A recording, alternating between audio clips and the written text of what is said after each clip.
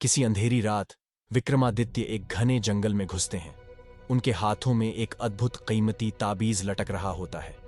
ताबीज को प्राप्त करने के लिए उन्हें बेताल का शिकार करना था, जो कि एक असाधारण प्रेतात्मा थी जो मृतकों के शवों से निकलकर जंगल में आतंक मचाती थी।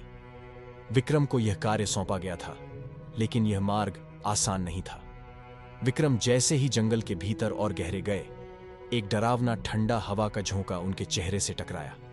अचानक एक कटी फटी खौफनाक शक्ल वाला बेताल सामने प्रकट हुआ। उसकी आंखों में आग और चेहरे पर एक खौफनाक मुस्कान थी।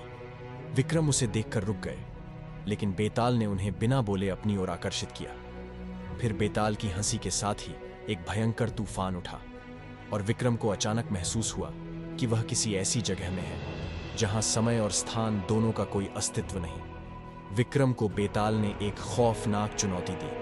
उसने विक्रम से पूछा, तुम अगर सही जवाब नहीं दे पाए तो तुम्हारा सिर टूट जाएगा और तुम्हारी आत्मा को इस जंगल में हमेशा के लिए बेताल के दासों में शामिल कर लिया जाएगा।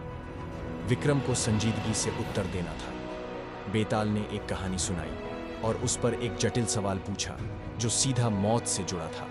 जैसे ही विक्रम ने जवाब दिया, बेताल हंसा और उसकी हंसी में एक रहस्यमय गूंज थी।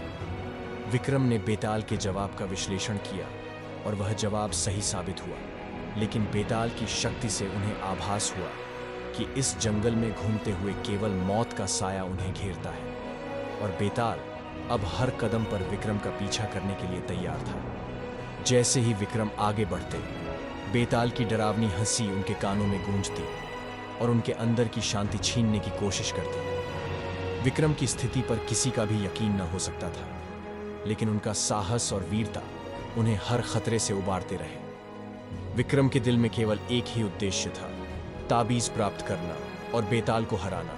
लेकिन बेताल की कुटिल चालों और खौफनाक शक्तियों के बीच उनकी सफलता अधूरी थी।